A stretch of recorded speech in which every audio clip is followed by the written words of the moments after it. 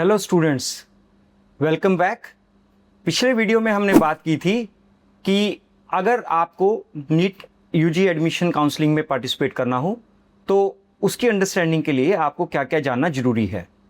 अगर आपने वो पिछले वाला वीडियो मिस कर दिया है तो उस वीडियो का लिंक इस वीडियो के डिस्क्रिप्शन में दिया हुआ है। आप उस वीडियो को ज़रूर देखिए ताकि आपको जो बेसिक्स जहाँ से मैं आगे इस वीडियो में बात करने वाला हूँ वो आप समझ सकें। अगर आप नीट नेविगेटर के चैनल पे पहली बार आए हैं तो मेरी रिक्वेस्ट है कि नीट नेविगेटर के चैनल को सब्सक्राइब करना मत भूलिए, क्योंकि नीट नेविगेटर पे हम लोग आपको सिर्फ ऑथेंटिक और सही जानकारी ही प्रोवाइड करते हैं ताकि आप अपनी मेडिकल एडमिशन काउंसलिंग को अच्छे से समझ के अच्छे से ऑप्टिमाइज कर सकें और अपने रैंक के हिसाब से जो आपको बेस्ट कॉलेज मिल सकता है वहाँ तक आप अपना एडमिशन प्लान कर सकें। आपके एडमिशन प्लान की जर्नी में MBBS लाइट हाउस एक बहुत यूज़फुल रिसोर्स होने वाला है। नीट नेविगेटर ने MBBS लाइट हाउस सिर्फ इसलिए डेवलप किया है क्योंकि MBBS एडमिशन से रिलेटेड जो इन्फॉर्मेशन, जो रिपोर्ट्स, जो डाटा आपको चाहिए होता है, अनफॉर्चुनेटली हमारे देश में वो बहुत स्कैटर्ड, बहुत अनस्ट्रक्चर्ड और बहुत ही आपको ये कन्फ्यूजन रहता है कि क्या ये जो डाटा आप देख रहे हैं ये सही है या गलत है। MBBS लाइट हाउस पे हमने कोशिश की है कि जो भी MBBS एडमिशन से रिलेटेड ऑथेंटिक डाटा हो वो आप तक पहुंचे। MBBS लाइट हाउस पे 2025 की सभी काउंसलिंग्स का डाटा, सारी स्टेट्स और सेंट्रल काउंसलिंग, सभी कॉलेजेस का, सभी कैटेगरीज का, सभी कोटाज का, सभी राउंड्स का डाटा आपको एक जगह पे दिखाई देने वाला है। इससे आपको जो एडवांटेज होगा वो ये होगा कि आप अपने एडमिशन को लेके एक बेटर विजिबिलिटी के साथ बेटर प्लानिंग कर सकेंगे। मैं हमेशा मेडिकल एडमिशंस में 3 P's की बात करता हूं। I talk about 3 P's। First P is plan. Planning में आपको MBBS लाइट हाउस एक बहुत वैल्यूएबल टूल होने वाला है। दूसरा है preparation. Preparation in terms of कि जो भी काउंसलिंग होने वाली है आपको उसमें पार्टिसिपेट करना है तो उसके लिए क्या डॉक्यूमेंट्स चाहिए, क्या उसके रूल्स एंड रेगुलेशंस हैं, कब तक आपको किस तरह से क्या डिसीजन लेना रहेगा। और थर्ड P इज पेशेंस। कोई भी मेडिकल एडमिशन सिर्फ एक राउंड की बात नहीं होती है। आपको 4 राउंड की काउंसलिंग कम से कम होने वाली है और जिस तरह से 2026 में जो रूल्स आए हैं मुझे पूरा विश्वास है कि 4 राउंड्स में सभी सीट्स अलॉट नहीं हो पाएंगी। तो कहीं ना कहीं आपको एक बहुत पेशेंस के साथ इस पूरे प्रोसेस को मैनेज करना पड़ता है, क्योंकि अगर आप पेशेंस लूज करेंगे तो कहीं ना कहीं आप एक सब ऑप्टिमल कॉलेज में एडमिशन लेके आप पूरी ज़िंदगी उस डिसीजन को लेकर रिग्रेट करेंगे। तो एक बार आप MBBS लाइट हाउस जरूर देखिएगा, वो आपको फॉर श्योर बहुत अच्छे से गाइड कर पाएगा कि आपको कैसे अपना MBBS एडमिशन प्लान करना चाहिए। तो पिछले वीडियो में मैंने बात की थी कि मेडिकल एडमिशन और काउंसलिंग आखिर होती क्या है। उस वीडियो में मैंने आपको बताया था कि 2 तरह की काउंसलिंग्स होती हैं और उनमें कैसे कैसे सीट्स अलॉट होती हैं। तो इस वीडियो में मैं बात करने वाला हूं कि अगर आपको एडमिशन काउंसलिंग में पार्टिसिपेट करना हो तो आपको क्या क्या इंफॉर्मेशन चाहिए, किस तरह की प्लानिंग के लिए आपको किस तरह का डाटा चाहिए और क्या क्या रूल्स एंड रेगुलेशन का आपको ध्यान रखना चाहिए ताकि आप अपने मेडिकल एडमिशन को एक अच्छे लेवल से प्लान कर सकें। मैं एक बार फिर रिक्वेस्ट करूंगा कि प्लीज़ MBBS एडमिशन से रिलेटेड ऑथेंटिक जानकारी के लिए आप नीट नेविगेटर के चैनल को सब्सक्राइब कीजिए, क्योंकि इस चैनल पे हम आपको MBBS एडमिशन से रिलेटेड सबसे ऑथेंटिक और सही जानकारी ही देते हैं। नीट नेविगेटर एक पेड एडमिशन काउंसलिंग सर्विसेज भी ऑफर करते हैं, जहां पे हम आपको आपके रैंक के बेस पे बेस्ट मेडिकल कॉलेज तक गाइड करते हैं। हमारी कोई भी ब्रांच नहीं है, कोई भी हमारा कोई ऐसा एफिलिएट नहीं है जहां पे नीट नेविगेटर के नाम से आपको कोई और सर्विसेज ऑफर कर सकता है। हम पूरे वर्ल्ड के क्लाइंट्स को सिर्फ अपने दिल्ली के ऑफिस से ही सर्व करते हैं and we offer absolutely personalised mentoring services. हमारा कोई ग्रुप या कोई ऐसा सिस्टम नहीं होता है जहां पे हम सिर्फ आपको नोटिस एंड अपडेट्स की बात करते हैं। तो अगर आप नीट नेविगेटर से संपर्क करना चाहते हैं तो आप नीट नेविगेटर के कॉन्टैक्ट नंबर जो कि इस वीडियो के डिस्क्रिप्शन में दिया हुआ है उस पर कॉन्टैक्ट करके आप नीट नेविगेटर से सर्विसेज के बारे में ज़्यादा जानकारी ले सकते हैं। देखिए, किसी भी मेडिकल एडमिशन को प्लान करने से पहले आपको ये जानना जरूरी है कि आपकी ऑप्शंस क्या हैं, आपकी पॉसिबिलिटीज़ क्या हैं, क्योंकि बच्चों को एक लास्ट ईयर की जो कट ऑफ सुनाई देती है वो कट ऑफ सिर्फ एक सेंट्रल काउंसलिंग की जनरल कैटेगरी की लास्ट सीट अलॉटमेंट ही सुनाई देती है। उनको ये नहीं समझ आ पाता है कि अलग अलग स्टेट्स की, अलग अलग कैटेगरीज की या अलग अलग जो डिफरेंट कोटाज होते हैं उनकी क्या लास्ट ईयर की कट ऑफ थी और उन कट ऑफ्स को कैसे वो समझें ताकि वो इस साल अपने एडमिशन को प्लान कर सकें। एक बात को समझिए प्लीज कि मेडिकल एडमिशन काउंसलिंग में cut off publish end of counselling के बाद ही होती है। काउंसलिंग के चलते हुए सिर्फ रिजल्ट पब्लिश होता है और उस रिजल्ट में बच्चे को उसके रैंक के हिसाब से अगर कोई सीट अलॉट हो सकती है तो उसको वो कॉलेज का नाम, कोर्स और किस कैटेगरी में और किस कोटा में उसको वो सीट अलॉट हुई है सिर्फ वही दिखाई देने वाला है। तो आपको हर राउंड के बाद एक एनालिसिस खुद से करना पड़ता है कि इस राउंड में मेरी कैटेगरी में किस कॉलेज में लास्ट मेरिट क्या गई। तो सबसे पहले आपको यह जानना जरूरी है कि आपकी एडमिशन पॉसिबिलिटीज क्या क्या बन सकती हैं।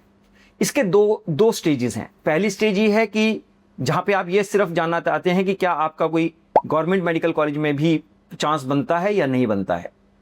ये जानकारी बिल्कुल फ्री और बिल्कुल ऑथेंटिक वे में आपको हमारे मोबाइल ऐप जीएमसी और नोट से दिख जाने वाली है।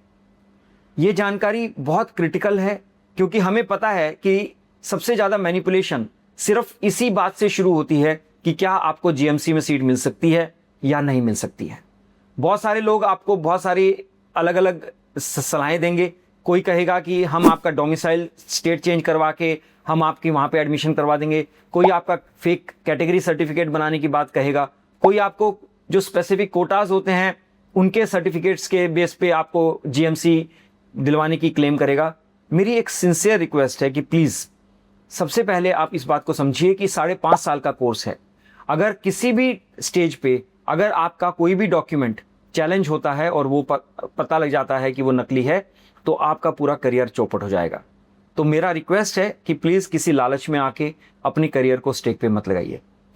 तो एमबीबीएस लाइट हाउस ने जो जीएमसी और नॉट एक ऐप बनाया है वहाँ पे आपकी डोमिसाइल, आपकी कैटेगरी और आपके ऑल इंडिया रैंक के बेस पे आपको बहुत ऑथेंटिकली ये पता लग जाता है कि क्या आपके जीएमसी में कोई चांस है या नहीं है। अगर मान लीजिए आपको वहाँ पे जीएमसी 0 दिखाई दे रहा है तो आप ये मान के चलिए कि there are very very less chances कि आपको कोई गवर्नमेंट मेडिकल कॉलेज में एडमिशन मिल पाए। अगर मान लीजिए आप उसके बाद भी एडमिशन प्लान करना चाहते हैं तो definitely you should look for the options of private and deemed. मैं यहाँ पे एक बात जरूर कहना चाहूँगा कि प्लीज़ किसी भी मैनेजमेंट टाइप से आप कॉलेज की क्वालिटी को स्टीरियोटाइप मत कीजिए। आप जनरलाइज मत कीजिए कि सभी गवर्नमेंट कॉलेज अच्छे होते हैं और सभी प्राइवेट कॉलेज बेकार होते हैं। ऐसा नहीं होता है। हमारे देश में तीनों ही कैटेगरीज में अच्छे कॉलेजेस भी हैं और बुरे कॉलेजेस भी हैं। आपको गवर्नमेंट में भी ऐसे ऐसे कॉलेजेस हैं जहाँ पे आज भी सीटी स्कैन मशीन नहीं है और आपको ऐसे ऐसे प्राइवेट कॉलेजेस भी हैं जो बहुत लेटेस्ट इंफ्रास्ट्रक्चर और लेटेस्ट इक्विपमेंट्स के साथ आपको बहुत अच्छी ट्रेनिंग देते हैं। तो सबसे बड़ा इंपॉर्टेंट पॉइंट ये है कि अपने दिमाग से इस बात को निकाल दीजिए कि अगर आप एमबीबीएस करना चाहते हैं तो आपको सिर्फ गवर्नमेंट से ही करना चाहिए। यस, आई एग्री कि कॉस्ट आपकी प्राइवेट और डीम्ड में ज़्यादा होती है। गवर्नमेंट में आपकी कॉस्ट ऑफ एजुकेशन बहुत सब्सिडाइज्ड होती है। एट द सेम टाइम इस बात को भी समझिए कि एक साल जो आप ड्रॉप लेने की प्लान करेंगे तो अपने आप को प्लीज़ मोटिवेट रखिए। उस साल में आपके लिए बहुत अप्स एंड डाउन्स आने वाले हैं। अगर आप उस टाइम में एक साइकोलॉजिकल सपोर्ट सीख कर रहे हैं तो हमारा एक प्रोग्राम है नीट मनोबल। मेरी रिक्वेस्ट है कि उस प्रोग्राम को एक बार जरूर एक्सप्लोर कीजिए। वो आपको आपके ड्रॉप ईयर में डेफिनेटली हेल्प करने वाला है। तो अगर आप अपना एडमिशन आपने डिसाइड कर लिया है कि आपको गवर्नमेंट में मिल सकता है या प्राइवेट में लेना चाहते हैं तो उसके बाद नेक्स्ट स्टेप जो होता है वो ये होता है कि आपको कौन कौन से कॉलेजेस में एडमिशन मिल सकता है। ये रियलिस्टिक अंडरस्टैंडिंग आपको इसलिए जरूरी है क्योंकि आपकी एडमिशन जो होता है वो आपकी ऑप्शंस में से चॉइस के ऊपर होता है। अगर आप अपनी चॉइस से सोचें कि मैं सिर्फ एक पर्टिकुलर कॉलेज में एडमिशन लेना चाहता हूं, वो शायद आपकी जिद जो है वो हो सकता है आपके एडमिशन के लिए नुकसानदायक हो। मेरा सजेशन है कि प्लीज़ एक एक्सटेंसिव लिस्ट ऑफ ऑप्शंस को देखिए, उन कॉलेजेस को कंपेयर कीजिए। एमबीबीएस लाइट हाउस पे हमने एक बहुत अच्छा टूल बनाया है जहां पे आप 2 कॉलेजेस को साइड बाय साइड कंपेयर कर सकते हैं। हमने इतना एक्सटेंसिव डाटा वहां पे कॉलेजेस के बारे में पब्लिश किया हुआ है कि आप कॉलेजेस के बारे में बहुत ऑब्जेक्टिवली ये राय ले सकते हैं कि कौन सा कॉलेज आप अपने सिलेक्शन में डालना चाहते हैं। तो जो ऑप्शंस आपको दिखाई दे रही हैं, उन ऑप्शंस में से आप कॉलेजेस को अगर कंपेयर कर लेंगे तो आपको एमबीबीएस लाइट हाउस पे ही ये भी पता लग जाएगा कि आपको उस कॉलेज में एडमिशन लेने के लिए कौन सी काउंसलिंग में पार्टिसिपेट करना रहेगा। जब आप उस काउंसलिंग में पार्टिसिपेट अगर आपको पता लग गया कि आपको इसमें करना है, तो एक बात का जरूर ध्यान रखिए कि हर काउंसलिंग के रूल्स एंड रेगुलेशंस अलग होने वाले हैं। तो आपके लिए ये जानना भी जरूरी है कि कौन सी काउंसलिंग में आप कौन से राउंड में रजिस्ट्रेशन कर सकते हैं और कौन से राउंड तक आप सीट को अपग्रेड कर सकते हैं। जनरली सभी स्टेट्स और सेंट्रल काउंसलिंग्स आपको तीसरे राउंड तक अपग्रेड करने की ऑप्शन देती है।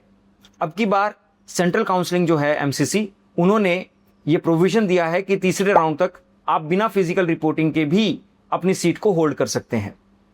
ये कितना फ़ायदेमंद है, कितना नुकसान है, मैंने इसके लिए एक सेपरेट वीडियो बनाया है। उस वीडियो का लिंक भी इस वीडियो के डिस्क्रिप्शन में दिया हुआ है। उस वीडियो से आप समझ पाएंगे कि जो ऑनलाइन रिपोर्टिंग हुई है उसका आपके एडमिशन प्लानिंग और एडमिशन स्ट्रेटजी पे क्या इम्पैक्ट हो सकता है।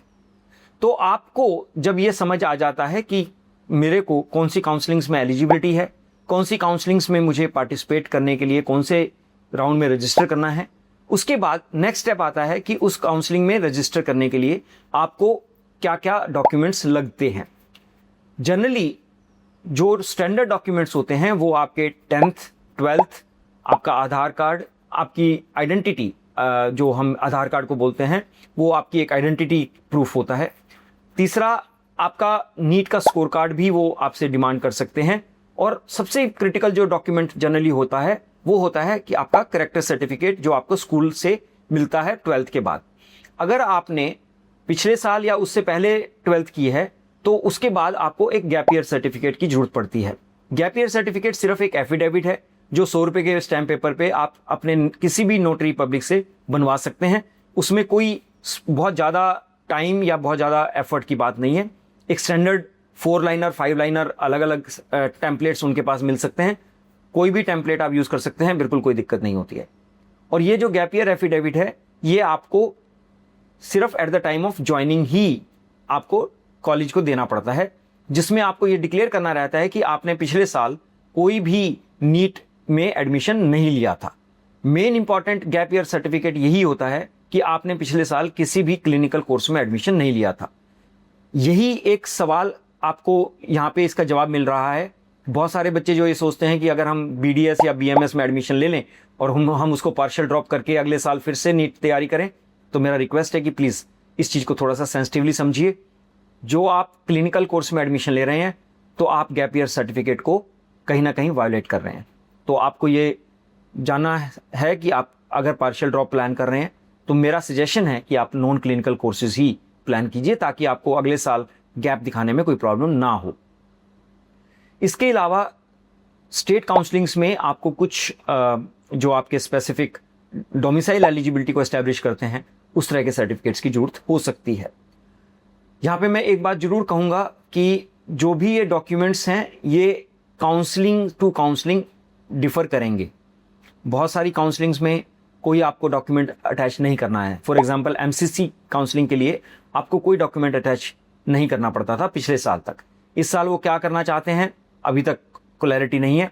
जब फॉर्म ओपन होगा तभी भी ये समझ आएगा कि क्या वो डॉक्यूमेंट्स सभी को अपलोड करने हैं या सिर्फ जिनको सीट अलॉट होती है उनको ही वो डॉक्यूमेंट्स अपलोड करके देने हैं।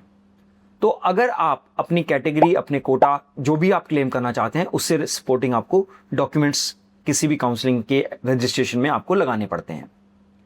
इसके अलावा आपको एक बहुत क्रिटिकल चीज़ जो करने की जरूरत रहेगी वो ये रहेगी कि आपको अपने बजट के हिसाब से कॉलेजेस को टारगेट करके चलना पड़ेगा। एमबीबीएस लाइट हाउस पे हमने आपको बहुत एक्सटेंसिवली आपकी चॉइसेस को ध्यान में रखते हुए अलग अलग कॉलेजेस की रिपोर्ट्स आपको वहाँ पे दिखाई देती हैं। आप रीजन के हिसाब से, बजट के हिसाब से, अपने किस राउंड में आप अपना एडमिशन प्लान करते हैं उसके हिसाब से आप अपनी एडमिशन को ऑप्टिमाइज कर सकते हैं।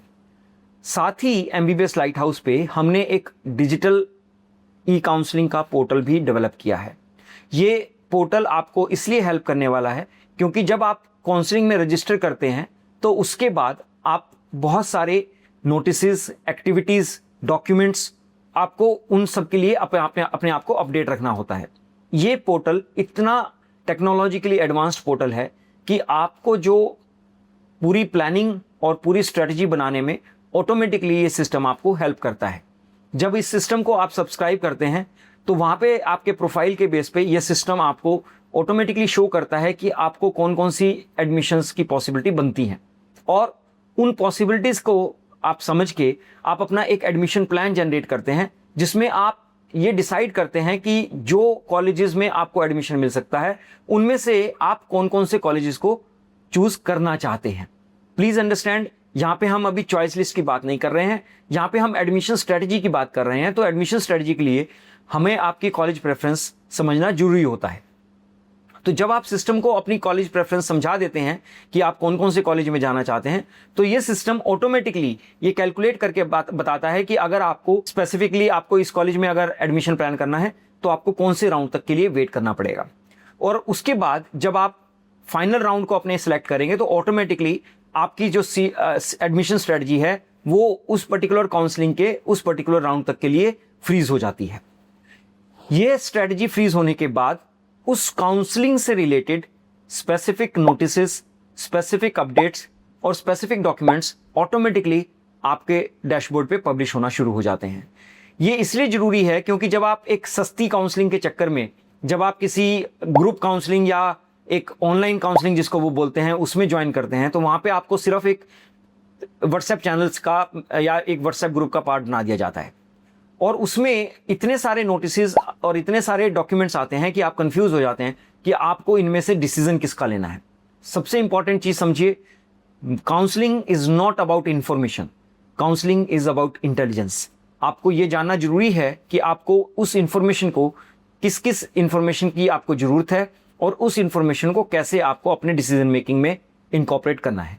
तो एमबीबीएस लाइट हाउस का जो हमारा सपोर्ट गाइडेंस पोर्टल है, ये बहुत अच्छे से आपको आपकी पर्सनलाइज्ड काउंसलिंग के हिसाब से आपको नोटिसेस, अपडेट्स और डॉक्यूमेंट्स आपको अपडेट करता है।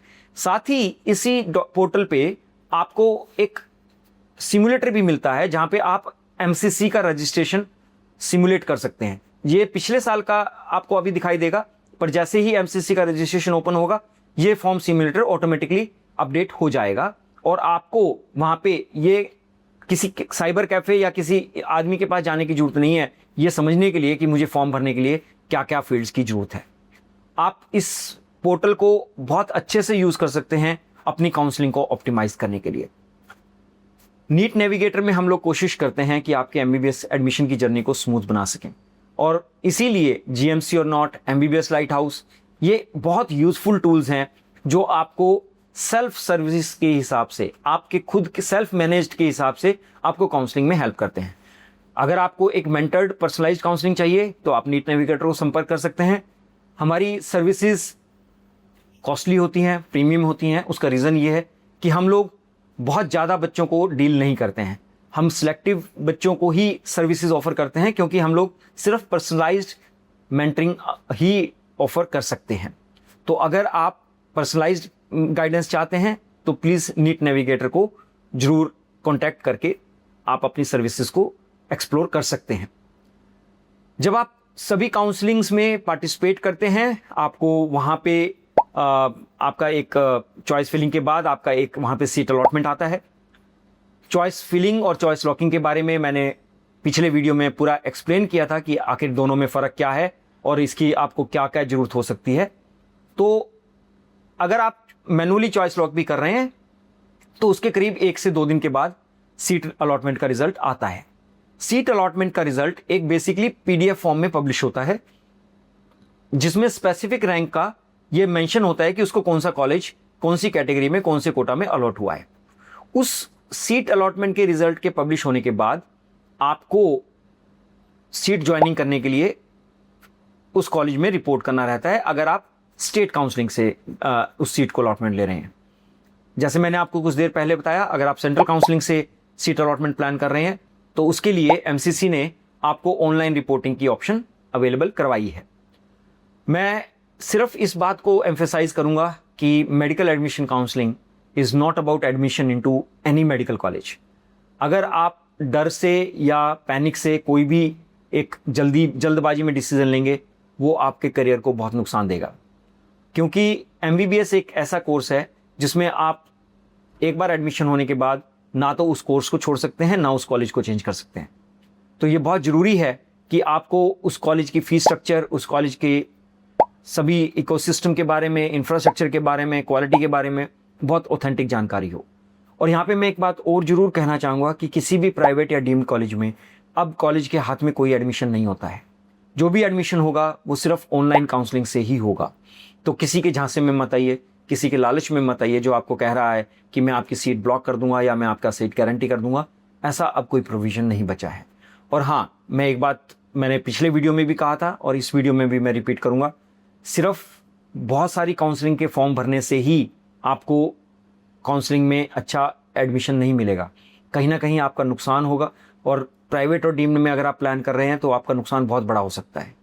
पिछले साल हमने ऐसे ऐसे केसेस देखे थे जहाँ पे बच्चे ने 5-5 काउंसलिंग्स में एडमिशन को छोड़ा और उसके कारण उसके पेरेंट्स को 10 लाख रुपए तक का नुकसान हुआ है। बहुत सोच समझ के डिसीजन लेने की बात है। आपको ये जानना जरूरी है कि कौन सी एडमिशन के लिए आपको कौन से काउंसलिंग में पार्टिसिपेट करना है और फिर आप अपने काउंसलिंग को अच्छे से मैनेज कीजिए। I hope you find this video useful. अगर आप इस वीडियो के बारे में कोई कमेंट या कोई फीडबैक देना चाहते हैं तो प्लीज़ इस वीडियो को कमेंट जरूर कीजिएगा। इस वीडियो को अगर आपको यूज़फुल लगता हो तो प्लीज़ लाइक और शेयर करना मत भूलिए। So wish you all the best and thank you.